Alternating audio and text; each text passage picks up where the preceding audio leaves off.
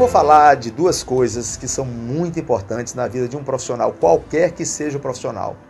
Isso serve para o engenheiro, serve para o médico, serve para o advogado, que são duas palavrinhas que se chamam ordem e disciplina. Ordem e disciplina. São duas palavras que são muito importantes na vida de quem quer fazer qualquer coisa. Se você tem ordem e disciplina, existe uma possibilidade bem grande de você se dar bem naquilo que você for fazer. Como é que a gente pode colocar ordem na vida da gente? Né? Horário. O tempo é uma coisa preciosa na vida da gente. Nós dedicamos boa parte da nossa vida, os melhores momentos da nossa vida profissional. Nós estamos dedicando para realizar alguma coisa. Mas observem que esses momentos, esses melhores momentos, eles são momentos da nossa vida. Os melhores momentos do dia nós estamos trabalhando. Durante a manhã, durante a tarde, o sol brilhando lá em cima, não é? E a gente no nosso trabalho. Então, é importante que a gente otimize esse trabalho. Sequenciar aquilo que a gente vai fazer. Tem uma coisa que eu faço, eu costumo fazer, que é organizar o meu tempo planejando na minha agenda. É importante que todo profissional tenha um agendamento. Agendamento não é só para médico. Eu sempre agendei o meu horário. O dia de hoje eu agendei ontem. Ontem eu agendei meu dia de hoje. Hoje, 7 horas, o que eu vou fazer? Vou fazer isso assim, assim, assim. 8 horas, o que eu vou fazer? Vou fazer isso assim. De 8 às 9, dá para fazer mais de uma coisa? Esse escalonamento do tempo e a gente colocando o que a gente vai fazer dentro de cada hora, cada minuto, isso é muito importante. Porque isso vai dar um aproveitamento melhor no nosso dia. Se a gente se organizar, muitas vezes o que a gente ia fazer no dia todo, a gente faz no amanhã. É só a gente planejar direitinho aquilo ali e não desperdiçar uma coisa que é preciosa, que é tempo. Dentro dessa organização do tempo, é muito importante que a gente saiba diferenciar o que é prioridade, o que é um eventual que a gente tem que fazer e uma coisa que a gente precisa fazer. Né? Então, assim, o que é que eu faço? Primeiro, as prioridades. Amanhã de manhã, o que é que eu tenho que fazer? É minha prioridade. E eu vou me agendar para cumprir aquilo ali. Então, assim, depois disso aí, o que é que eu preciso fazer? Aí eu vou, organizo dentro do meu tempo as coisas que eu preciso fazer também, que é depois da minha prioridade. E depois as eventualidades. Não é? As eventualidades que também têm que ser feitas. Tudo que a gente faz na nossa vida profissional é importante. Mas essa arrumação do horário do tempo, não é? É muito importante. Assim, essa coisa o bom profissional, ele se incomoda por estar parado. Ele fica parado, ele se sente, estou fazendo alguma coisa errada. Por quê? Porque eu estou parado. Dentro de um horário nobre, que é um horário de trabalho. Isso aí é uma coisa que você tem que interiorizar. O dia que você vai trabalhar, você tem que ser produtivo. Você tem que procurar aproveitar cada momento. Né? Outra coisa importante é o cumprimento desse horário que você determinou. Se você programou para iniciar um trabalho 7 horas, não é 7h10, 7h20, 7h15, é 7 horas. Esse trabalho tem que ser iniciado 7 horas. Se você está dirigindo uma equipe, você é o primeiro a chegar. Porque você é o comandante. Você tem que dar o exemplo. O exemplo é em você. O líder, ele não fica no topo. Ele fica embaixo servindo os seus subordinados numa pirâmide. Porque toda organização que tem ordem, disciplina, ela é piramidal. Mas essa pirâmide ela pode ser de cima para baixo ou de baixo para cima. Então o líder, ele se coloca no lugar de servir. Ele comanda, é claro, porque tem que ter um comando. Esse comando tem que ser harmonioso, não pode ser atritoso, porque não funciona bem. A não ser em momentos assim extremos na qual você tem pouco tempo, aí você usa de vez em quando o atrito um pouquinho, às vezes é necessário para mexer com algumas situações que precisam um empurrão, né, alguma força maior. Mas você marcou para 7 horas, cumpre aquelas 7 horas. Marcou para 8, cumpre aquelas 8 horas. O cumprimento do horário mostra a disciplina dentro da organização.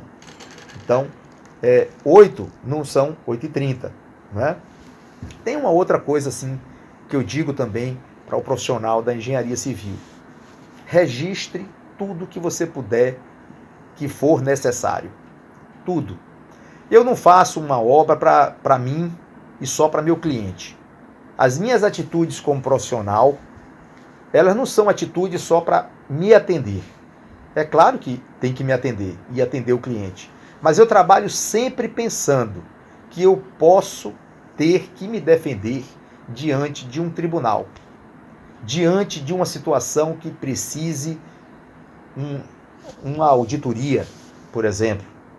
Então, o bom engenheiro, ele sabe o que é que ele tem que registrar. Existem algumas coisas, você faz uma obra, você se torna responsável por ela por 5 anos. A responsabilidade de um profissional não acaba quando ele termina a obra, entrega e vai embora, não. Ele faz um casamento com aquilo que ele fez, passa a ser parte dele. Durante 5 anos você pode ser chamado.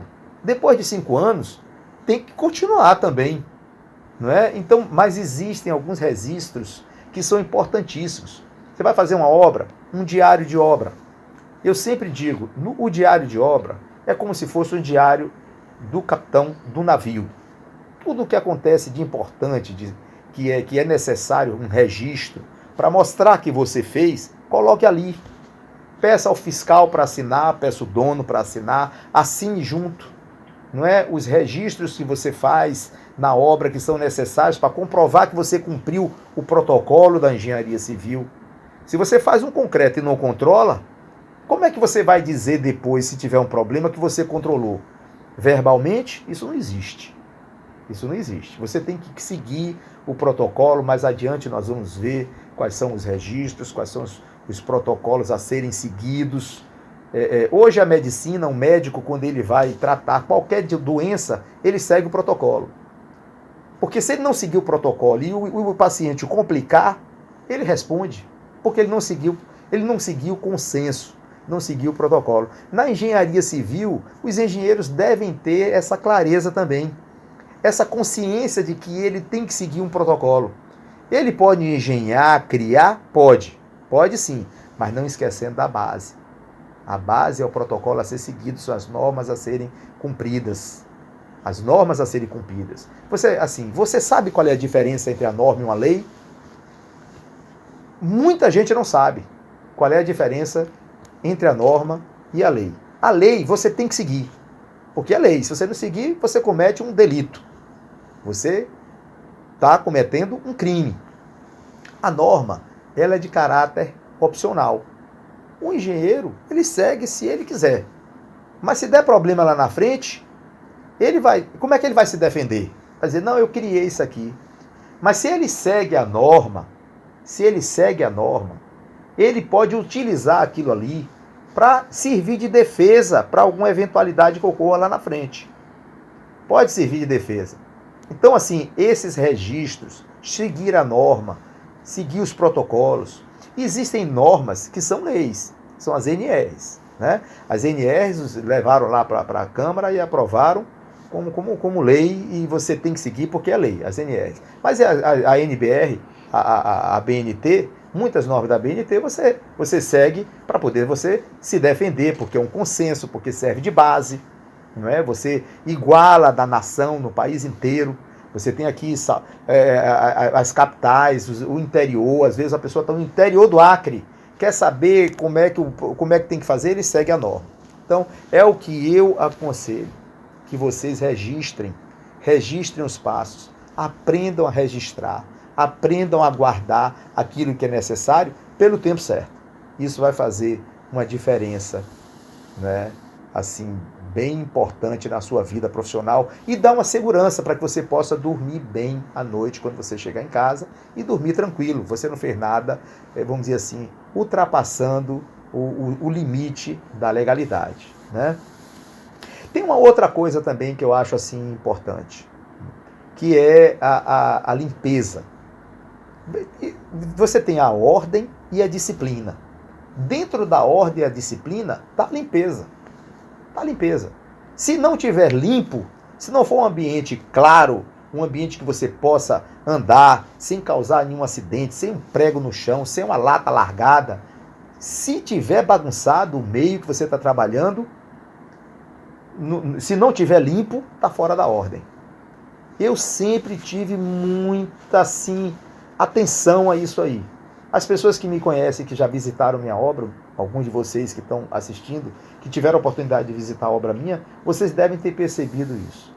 Minha obra era limpa, que dava para comer no chão. Se a pessoa quisesse sentar no chão, podia sentar e comer. Isso serviu de base para a empresa que eu trabalhava, eles seguiram isso nas outras obras também e se desenvolveram como empresa, hoje estão bem, seguiram esses passos, não é? Da limpeza, da organização, de lugar para tudo, de você manter o ambiente salubre, né? Que você possa se sentir bem. Uma das coisas que me fez iniciar isso aí é que eu tinha asma. Era uma doença crônica que eu tinha, que eu resolvi, graças a Deus, hoje eu não tenho mais. Mas eu tive muito tempo um problema com poeira, com cimento e engenheiro. Então eu iniciei assim, depois eu despertei para a coisa, né? Limpando mesmo, o ambiente que eu estava tinha que ser muito limpo. E aí eu deixava tudo muito limpinho, não tinha, o cimento era no lugar dele, a poeira do cimento é onde estava trabalhando, a obra tinha menos de movimento que causava aquela sujeira que normalmente se vê em obra, não é? Eu me lembro uma vez que tinha um betoneiro que ele foi trabalhar comigo e eu queria que a betoneira tivesse engraxada e no chão limpo, sem resto de massa. Aí ele disse assim: doutor, isso não pode não, porque betoneiro é sujo, betoneiro já é sujo. Aí eu demiti ele. Eu digo: rapaz, se ele não tá absorvendo a minha filosofia de nem tentar fazer acontecer aquilo que eu acho que é necessário, que vai trazer benefício, ele não serve para trabalhar comigo. Aí eu botei uma outra pessoa, mas antes de colocar, eu ensinei: olha, eu vou querer você limpo. Eu quero o lugar da betoneira limpa. Eu quero que a massa que caia no chão você reaproveite, você guarde. Eu quero que você mantenha varrido, a betoneira engraxada. Eu não quero o resto. Geralmente onde fica a betoneira, fica aquele monte de massa largada no chão lá para o desleixo. Na minha obra não era assim. Na minha obra a betoneira estava constantemente limpa. O profissional que trabalhava era limpo também. E o ambiente, com isso, eu não tinha desperdício, né, com material. Tinha maceira, lugar de guardar massa. E a massa, na maceira, não é em volta da maceira, é na maceira. Eu acho que esses detalhezinhos aí estão mostrando até que nível eu pedia a limpeza na minha obra. Né? O almoxarifado era limpo, não era para eu passar a mão e ver aquela sujeira toda, não. No início as pessoas estranhavam quando trabalhavam comigo. Estranhavam, achavam: rapaz, que cara chato, retado. Eu também me achava. Eu nunca fui assim, eu nunca me achei muito menos chato do que as pessoas me achavam, não. Mas eu acho que isso deu um diferencial no meu trabalho. Isso mostrou as obras que eu fiz, as pessoas podem ir. Tem obras que eu fiz tem 15 anos, parece que tem prédio que foi construído, que tem 15 anos em pé lá e vai, entra, tá tudo direitinho, tudo arrumadinho. E tem uns extremos assim que eu fazia, né, que era para efeito psicológico, né? Eu fiz um prédio uma vez, naquela oportunidade, a gente não tinha kit porta pronta. Eu sou da época em que a gente montava a porta na obra. Então a gente pegava a duela, o alizar, a folha de porta, pregava na duela, colocava, né, botava a porta com prego e não nem era com espuma de poliuretano, era prego e cimento. E a gente tinha que armar o caixão, a duela, a folha da porta com as dobradiças, e eu tinha uma coisa assim, que eu botava os carpinteiros para fazer aquilo ali, e exigia o corte da dobradiça de uma forma assim, com precisão. Eu não admitia aquele corte onde encaixava a dobradiça na duela, que fizesse uma voltinha para lá, uma para cá, ou que deixasse um fiapo. Tinha que ser com precisão. Parecia essas portas kit porta pronta que hoje as pessoas compram. E eu fazia assim com os carpinteiros. Eu exigia que as fendas dos parafusos ficassem todos na vertical. Tem um prédio que eu fiz, que é o Linus Pauling, aqui na Pituba, em Salvador. Quem estiver trabalhando lá, abra a porta e vocês vão ver. Que todas as fendas de todos os parafusos das dobradiças estão na vertical. Se tiver algum fora, foi porque mexeram depois. Mas podem ir lá, vão lá no prédio que vocês vão ver. Olhem como o corte da dobradiça, que foi feita na duela, que a dobradiça assenta, e olhem os parafusos que eu estou falando. O prédio inteiro, deve ter mais de 200 portas lá. E o prédio inteiro, as fendas dos parafusos estão todas na vertical. E na vertical, não é assim para um ladinho, nem para o outro, não. Aí eu exigia isso aí. E as pessoas diziam assim, rapaz, esse cara é doido, é toque isso aí. Mas não é. Era um ambiente psicológico que eu criava, que o carpinteiro pensava o seguinte, pô, se esse engenheiro aí está zelando pela fenda do parafuso na vertical, imagine se eu cortar errado essa porta aqui, ou se eu botar ela com um pouquinho para cá, um pouquinho para lá. Então era um efeito psicológico, aquilo criava aquele ambiente dentro da obra, que as pessoas diziam assim, pô, o cara tá vindo aí, a coisa tem que estar bem feita. Então, tá para quem quiser ver, vai lá e vê. Isso aí é o quê? Isso é ordem e disciplina. Isso é uma organização. Eu, assim, quando eu me formei, que fui trabalhar numa empresa, que eu estagiei na empresa e em seguida trabalhei na mesma empresa, tinha uma situação assim que me incomodava muito. Me incomodava muito. O que é? Naquela época não tinha fardamento para operar na construção civil. A gente fazia o prédio e na garagem, a garagem parecia uma senzala, assim, uma coisa horrível. As pessoas comiam lá, não tinha alimentação, as empresas não davam alimentação para os operários. E eles ficavam lá, comiam naquelas latinhas de goiabada, que vendia de goiabada, eles faziam um prato com aquilo ali, levavam a colher que enfiavam no capacete, a colher passava o dia enfiada no capacete, de meio-dia ele passava na roupa, fazia aquela comida lá embaixo, deixava alguém cozinhando o feijão. Era um ambiente extremamente, que aquilo me causava uma gastura, não me fazia bem ver o ser humano daquela maneira que eu via daquele jeito ali. Aí eu pensei uma coisa, e disse assim, a primeira coisa que eu vou fazer na época, me deu uma vontade assim de fazer um exame em todos eles. Minha mulher era médica, eu pedi que ela solicitasse exame de fezes para todos os funcionários. Alguns tiveram que ter tratamento imediato. Naquela época não se tinha isso. Não se tinha isso aí.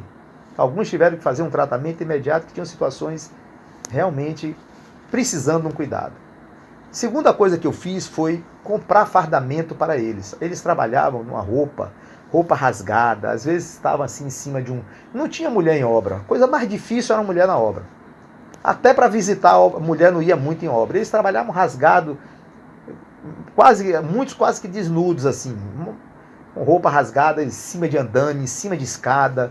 E uma das coisas que eu fiz, eu convenci o pessoal da empresa a comprar uniforme para entregar para eles. Porque eles iam se sentir melhor com aquilo ali. Eles iam se sentir melhor. Uma outra coisa que eu fiz também com aqueles funcionários, eu contratei uma pessoa para ensinar a escrever e a ler. Porque eu enchia a obra de placa e eu via que eles não sabiam ler, para que ia servir a placa. Aí eu coloquei uma pessoa, montei uma sala de aula depois do horário, eu dava uma cesta básica para cada um, que no final do mês, a cada um que participasse ali daquela escolinha para poder melhorar. E eu digo a vocês o seguinte, a produtividade da obra cresceu numa velocidade assim espantosa. Não que eu tenha feito isso para aumentar a produtividade, isso foi uma consequência. Eu fiz para eu me sentir melhor como pessoa, como ser humano trabalhando com aqueles seres humanos, né? Era um engenheiro engomadinho no meio de um povo que estava precisando de cuidado. Então eu fiz inicialmente para me sentir melhor. E o resultado foi, produtividade cresceu, profissional bem vestido, eles passaram a ter 2 uniformes, lavavam o uniforme dele, iam mais limpo para a obra, eu providenciei a limpeza na obra, mais adiante nós iniciamos a dar para os funcionários café da manhã, que não se dava naquela época, hoje é lei municipal, aqui em Salvador, é lei municipal. Então, assim, Com isso, acabou aqueles desmaios que tinham durante a manhã, muitos deles chegavam em casa com café preto. Aí a gente fez um café da manhã. Mais adiante isso foi evoluindo, hoje nós temos alimentação, o café da manhã é obrigatório, tem alimentação em obra. Hoje nós temos uma qualidade diferenciada que dá para o engenheiro desenvolver muito mais. Hoje as ferramentas, as condições de trabalho são outras. Que o engenheiro se forma, ele entra numa obra, ele vê outro tipo de ambiente para se trabalhar. E isso tudo é qualidade que a gente veio ganhando com o tempo. Mas a gente não pode parar. A gente deve sempre, nós que somos engenheiros, estar procurando assim, o que é que eu posso fazer para poder melhorar o meu ambiente de trabalho? É importante o seguinte, quando você melhora o ambiente de trabalho, as pessoas trabalham melhor. As pessoas vão passar a gostar de ir para ali. Veja que quem vai trabalhar deixa a família em casa. A gente passa mais tempo no nosso trabalho com as pessoas que a gente convive no trabalho do que com a nossa família em casa. A família, às vezes, tem muita gente que vê de noite, às vezes sai de casa, não vê mulher, não vê filho, volta de noite cansado para casa. E vê a família à noite. Ele passa o dia com os pares deles trabalhando. Numa obra, os operários convivem muito uns com os outros o tempo todo ali. Se você faz um ambiente de trabalho agradável, você vai colher frutos com isso aí. Primeiro, por estar fazendo bem ao ser humano. E segundo, porque você vai ter qualidade na obra. Você vai conseguir produtividade. Você vai conseguir resultado. Porque uma obra bem feita é feita com pessoas que estão satisfeitas. As pessoas que não estão satisfeitas, estão mal-humoradas, não estão gostando da vida, eles saem fazendo de qualquer jeito. Então, são dicas importantíssimas para você que quer ser um bom profissional, exercer sua profissão com qualidade. Voltando ao início do tema, ordem e disciplina. Experimentem utilizar um pouquinho disso que eu estou falando, que vai melhorar a sua qualidade de vida, vai melhorar a sua vida profissional, o resultado daquilo que está fazendo e o produto final do que você se prestar a fazer.